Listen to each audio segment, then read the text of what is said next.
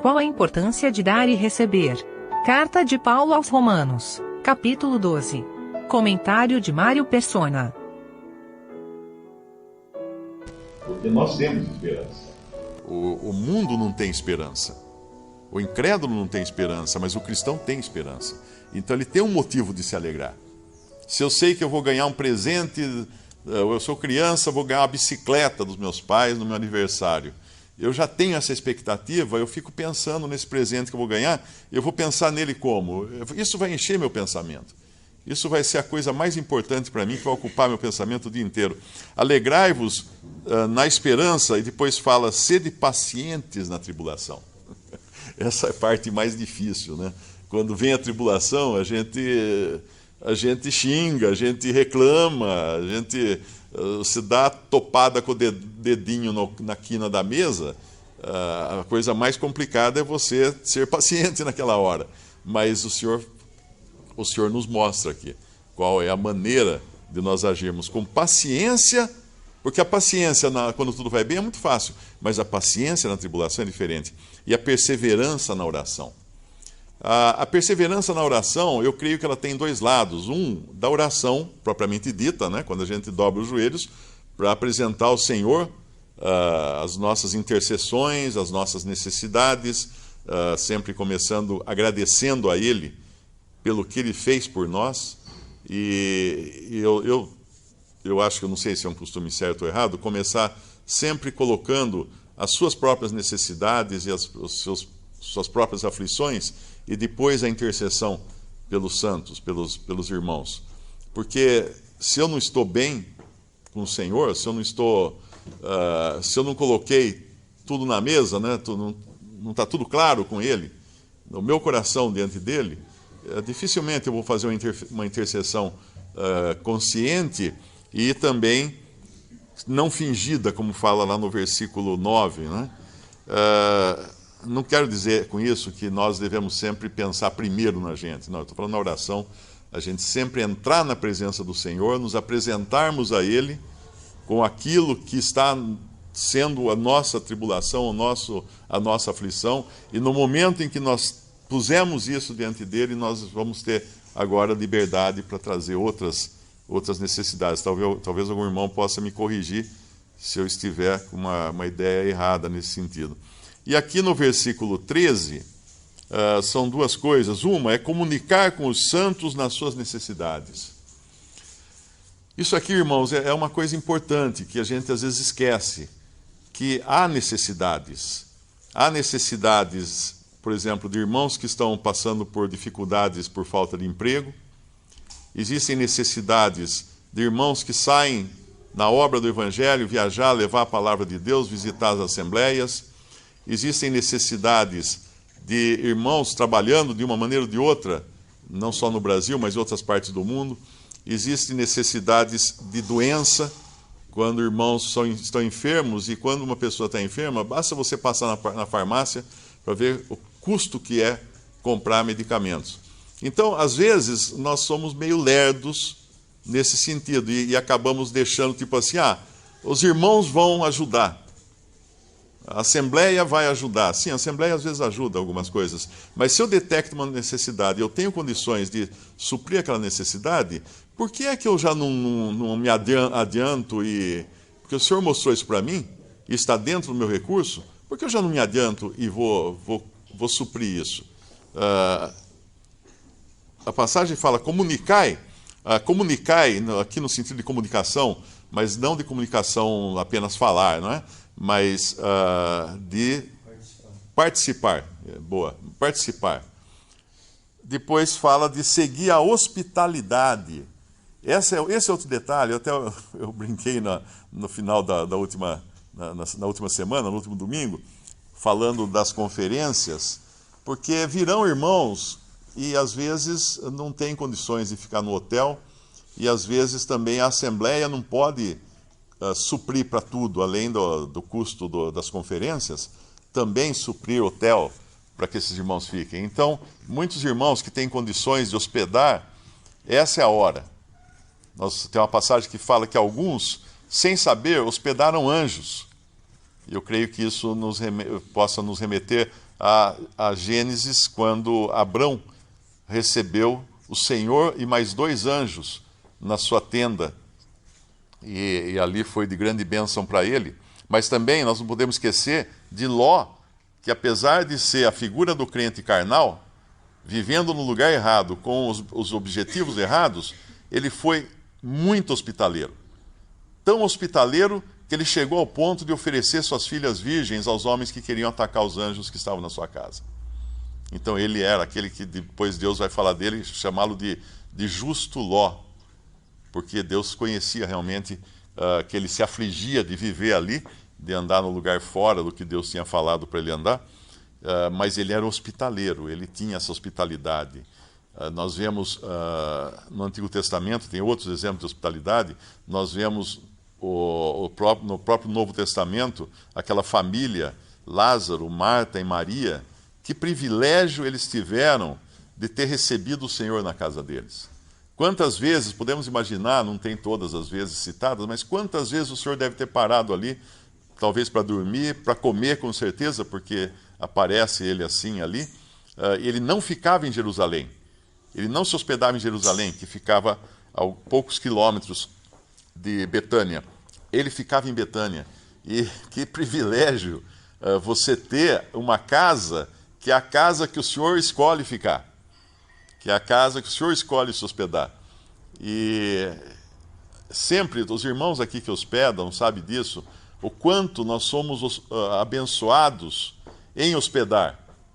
Irmãos que vêm de longe, irmãos que vêm de outros países, às vezes, quanto isso agrega para a nossa vida, para a vida dos nossos filhos. Quem tem filhos pequenos e de repente chega um irmão do exterior e fica... Aquilo ali para a criança é uma coisa que os seus amiguinhos não têm.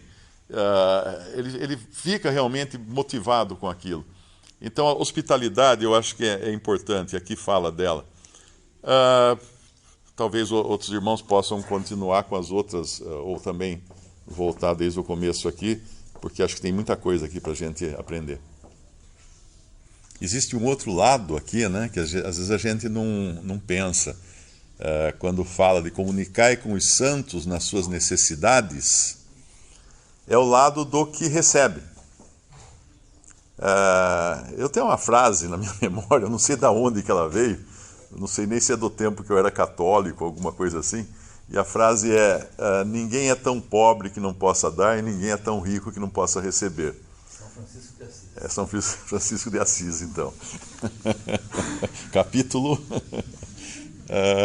Mas é uma frase que é correta, porque, na realidade, o que pode nos impedir de praticar a hospitalidade é justamente acharmos que nós não temos, nós nunca temos o suficiente, né?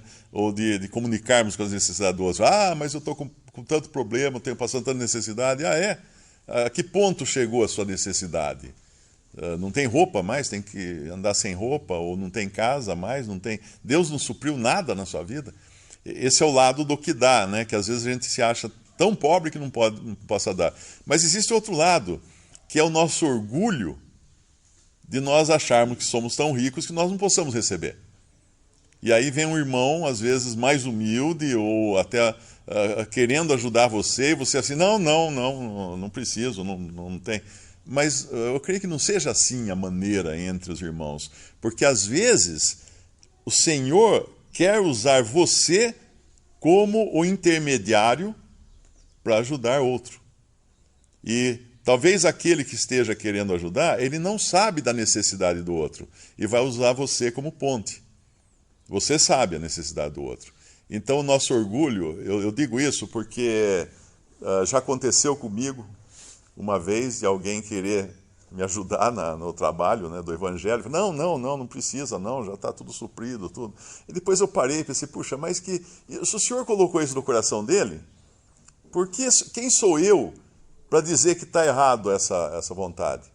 Então é muito mais correto eu pensar, bom, amém, o Senhor está querendo mostrar alguma coisa para mim. Talvez fulano que está precisando de uma ajuda agora. Que talvez o que tentou me ajudar nem soubesse disso, porque talvez nem conheça o fulano. Então é muito importante esse lado também de não sermos orgulhosos ou altivos, achando que ninguém é capaz de nos ajudar. Porque aí entra também essa altivez, esse orgulho, nas coisas do ministério da palavra.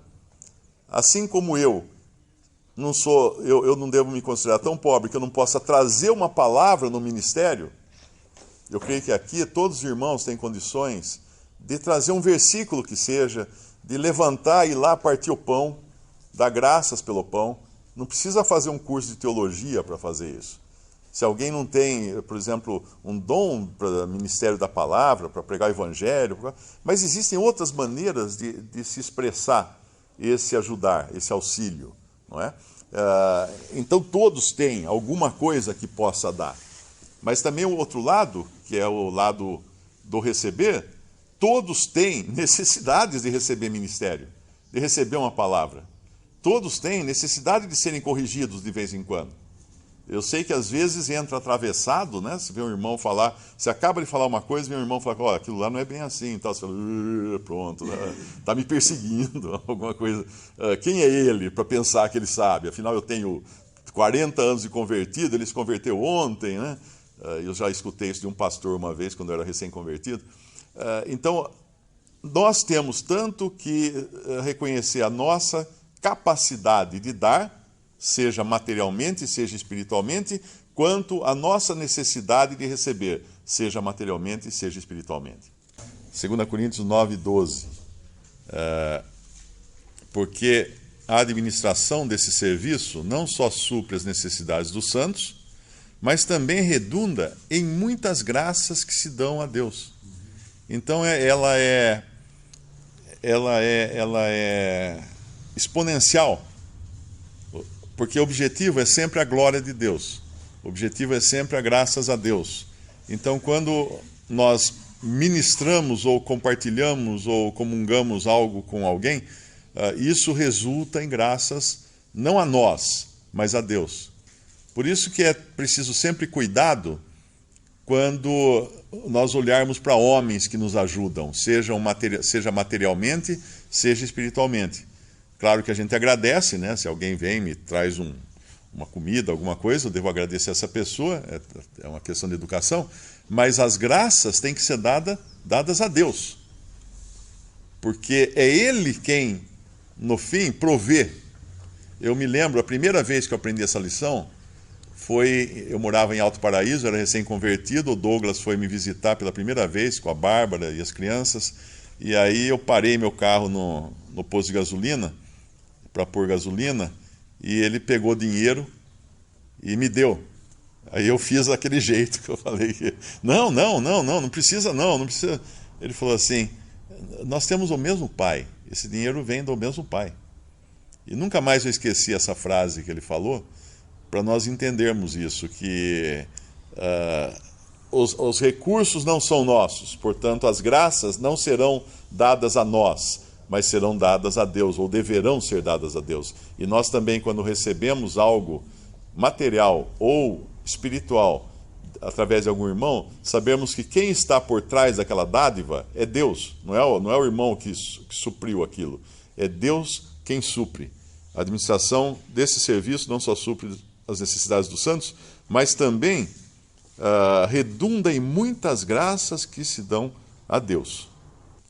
O 13, visto como, na prova dessa administração, glorificam a Deus, isso mesmo, pela submissão que confessais quanto ao Evangelho de Cristo e pela liberalidade de vossos dons, ou de vossas dádivas, para com eles e para com todos. Como aqui está falando de necessidades materiais, principalmente, esses dons de que fala aqui, eu creio que não seja dons no sentido de dons espirituais, mas das dádivas que nós recebemos de Deus e compartilhamos com outros.